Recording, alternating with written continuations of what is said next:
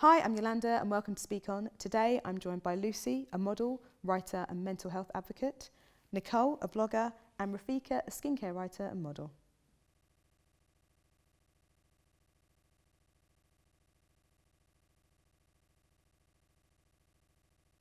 So thank you for joining me again. You all look lovely. Thank you. Right, we are spending an increasing amount of time on social media. It's how we interact with our friends and our family. We watch loads of TV content online, via YouTube, etc. And also we even find our partners on apps. I don't know if any of you found your partners on apps, but anyway, might just be speaking for me. But is social media feeding our misconceptions of who we are and how our audiences perceive us? That's what we're going to be talking about today. Mm-hmm. Do you think people are creating experiences just so they can share them on social media? And I'm going to direct that to Lucy. To a certain extent, yeah. I think obviously it varies person by person. There's still a lot of the whole food thing. Mm-hmm. You know, people only going to a restaurant because, I don't know, maybe they've got a nice flower arrangement outside and it will look good on the gram and the plates look good, so it will be a good picture for the story or something, rather than going to somewhere that they actually want to go and eat. Mm-hmm. And that's kind of a bizarre thing. I can understand it, but I don't think it's really a useful way to live your life. Mm-hmm. Okay, cool. And Nicole, do you think that by doing that we're kind of missing living in the moment? I think it's down to the individual to police their time. Mm-hmm. So, for example, like when you say that, I think about like concerts mm-hmm. and people that will like record the whole concert. It doesn't offend me personally, but I just don't do it because it's like I want to live in the moment, especially at a time like that, and enjoy the concert, especially if it's like live music, an artist I like. Mm-hmm. So. But then on the flip side, have you ever regretted not recording something so you could look back at it? Do you know what? No, because I never like would go in my phone and be like, let me watch that Drake concert again. Like, I never have the time to like sit down and be like, yeah, like let's go and so, you know, I think the jokes are more live. Like you have more of a personal connection to the concert when it's just like it's lived for the night and then it's done. Yeah. Especially the thing that confuses me the most is that you can go and find it. Mm-hmm. Like there's official recordings like of the concert. Like I don't get it. True. Yeah. So yeah. Okay, that's very nice. I love that point. Okay, well, over to Rafika. Why do you think people do that? Why do you think people kind of live to capture stuff and share it on social? Because we live in this day and age where we want to put out there, this is what I'm doing every single day of my life, is so exciting. This is what you've got to see. Instagram is a snapshot. It's just a highlight reel of our lives. And our followers or our audience buy into that. And we want to show them that every day is exciting. So we try and go to the nicest places. We try and wear the cutest outfits. It's so impractical, half of the stuff that we put on to post on there. But because we know it's going to capture someone, well, the attention of our audience, that's why we do it. That's a really good point. And then why do you think our lives need to look so perfect online? It's pressure. Yeah. It is pressure. There's pressure to be perfect. There's pressure to have good skin, good makeup, dress well, go to fancy places, wear designer clothes. Even though it's not spoken or it's something that is said out loud, we put that pressure on ourselves because we want to be seen as people. You fake it till you make it. Yeah. That's the whole thing. Mm. Okay, cool. And obviously there are people on social media who do quite well by actually bearing all and just being really quite candid. Do you think any of you fall into that category? Yeah, sure. Okay. Yeah. And what are the benefits of that for you? I don't know if it's benefits. I just think it's just the person that I am. You know, I don't look preen to perfection all the time. A lot of the time I won't have done my hair or I won't have done my makeup. Or if I'm hungover, I'm going to tell a funny story from the night before. If I've had a breakout, or if I've spend the night eating 2 pizzas and then I hate myself in the morning, because I think that people can identify with that and that's useful for people. I don't like following loads of people and then feeling like I can't live up to that expectation. That's not a nice feeling for anyone to feel, so I wouldn't ever want someone to feel that if they followed me, you know. I'd want someone to be able to see that I'm a normal human being, because I am, and there's nothing special about me.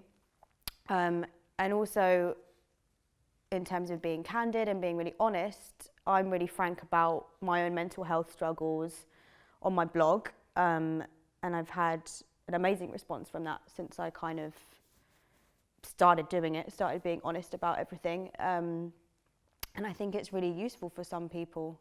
The responses I've got back have definitely reflected that. So I do think it can benefit you, but it's just about being yourself ultimately. Mm-hmm. If you are a glamorous person that's always dressed up in amazing clothes, then cool, that's who you are.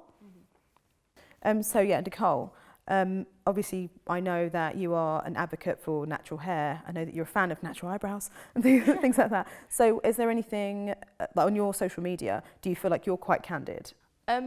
Yeah, I could say like I'm candid about the brutal truth of being natural, because I think it's like you look at like something like my hair and you'll just be like, oh, that's nice. But there's a lot of like, you know, behind the scenes work that goes into it.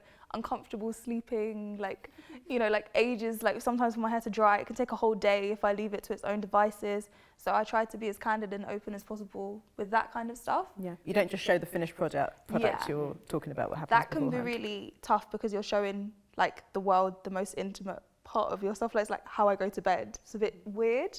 But I feel like in order to give people the actual help they need to learn how to take care of their hair, then I have to put that part of myself out there.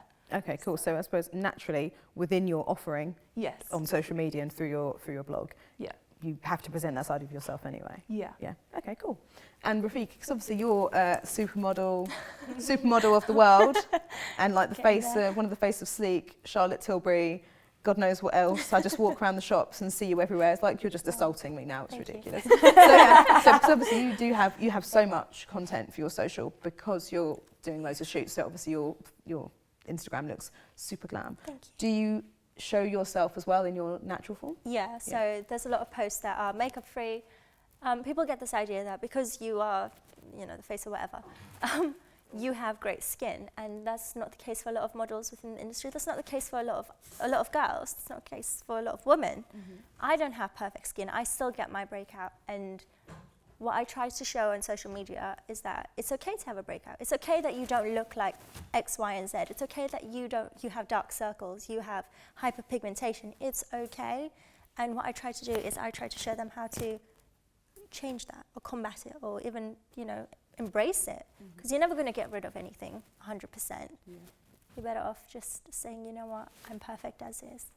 Keeping it moving. Yeah. And do you get like positive feedback when you do that? Anything to do with skincare, there's always someone out there that wants advice. That there's never a negative comment regarding skincare, which is really nice actually. Yeah. And again, I suppose you're quite lucky then. It kind of it lends itself to who you are, that you can actually be yourself on there. You haven't set this ridiculous bar for yourselves to continue to live up to. Like, I'm at the best restaurant every day, she says, crying with a fork all the way to her mouth. So you can actually... It's like one lettuce leaf. Exactly, yeah, exactly. So you can kind of go on then and you can say, this is my skin. You can go on there and say, this is my hair. And you can say, I've just had a Joey special of 2 pizzas and this is who I am. Yeah. Okay, or a mental breakdown, either one. Yeah, exactly, yeah. Which frankly can happen to all of us at any point. So what would you say is the biggest misconception about you? So have you met someone and then they've been surprised by who you are because of this? So we'll start with Lucy. Yeah, that's happened to me a lot, mainly because of modelling stuff. Before I started blogging about my mental health stuff, and with that, a lot more of my shoots have been more kind of personal, so they have my own kind of style. But before that, when I was just doing lots of like commercial and like campaign stuff, when people saw me, the way I dress and the way that I am, they'd always be really surprised and they're like thinking I would be this really super girly, glamorous person, and that's not me at all. And that always struck me as weird because I think a lot of the time it's not conscious. You're not portraying yourself in a different way consciously. It's just kind of, those are the pictures and that's what they are. And I think people, especially with modelling, people don't realise that you're going onto a set, someone's doing your hair, your makeup, your styling, and ultimately you're there to sell a product for someone else's vision. It's nothing to do with your own style. So for someone to base what they think you're going to be like from that is a kind of weird concept. But I can totally understand how it can happen. But that's definitely happened to me a couple of times, yeah, Okay, for sure. What about you, Nicole? I think a lot of people, I'm not sure why, they think I'm really like quiet, really shy from my like Instagram, but it's crazy because I'm the complete opposite. So I think that's a misconception. Or like people that have seen me with my hair tied back in real life, and then they go on my Instagram and they're like, "That's not you." And I'm just like, "Oh, okay." Okay. Where do we go from here? Hair make it the man. They're joking, but they're serious. It's like two different people apparently when I put my hair in a bun. So that's a misconception. Like when I have my glasses on, my hair in a bun, everyone's like, "Oh, you're like this cute little nerd." And then I take my hair out and they're like, "Oh, you're feisty." And it's like, I'm the same person. It's like a Superman type thing. You take your glasses off and no one Take it knows off who and you it's are. like you're a completely different person. Yeah. So yeah, that happens a lot with everyone, apart from like close family and friends. But that's a misconception. Okay, that's such an odd one. Yeah. What about you? I find that being a model, as Lucy's touched on this, people think you're one-dimensional. So they look at you and they're like, well, she doesn't really have much of a personality. Modelling isn't very hard. It is really difficult, actually. A lot goes into it. But they're always really shocked and surprised when you say, please, thank you, excuse me, or pardon. It's like, we're not meant to have manners, and we're not meant to eat. We're not meant to do anything that, you know, the average girl does, because you're seen as this person who's not real. Yeah. And people can't relate to you being a model, which I think ties into the fact that our social platforms have our personalities into that. Because if it was just modelling pictures, we'd be unrelatable. Yeah. And so when people see you eating a burger, what's their reaction? They're like, "Oh my God, you actually eat?" And I'm like, yeah. That's how I stay alive. Quite I like actually that. eat a lot of McDonald's. It kind of just shows the power of social media now, though, doesn't it? Because if you say like 10 years ago, I wouldn't say that I knew the personality of any of the models that I saw in magazines and looked up to. I didn't know anything about them. I just knew the public image that's portrayed. And that's the beauty of social media, is you can say, well, actually, I believe in this and I care about this and I won't stand for stuff like that. And that's really cool. I like that. That was a nice roundup, yeah. Right, thanks so much for joining me. Thanks for your brilliant and insightful answers. It's a really easy one to sum up. It's easier and better to be yourself, even on the gram. Don't forget to like and subscribe. See you next time.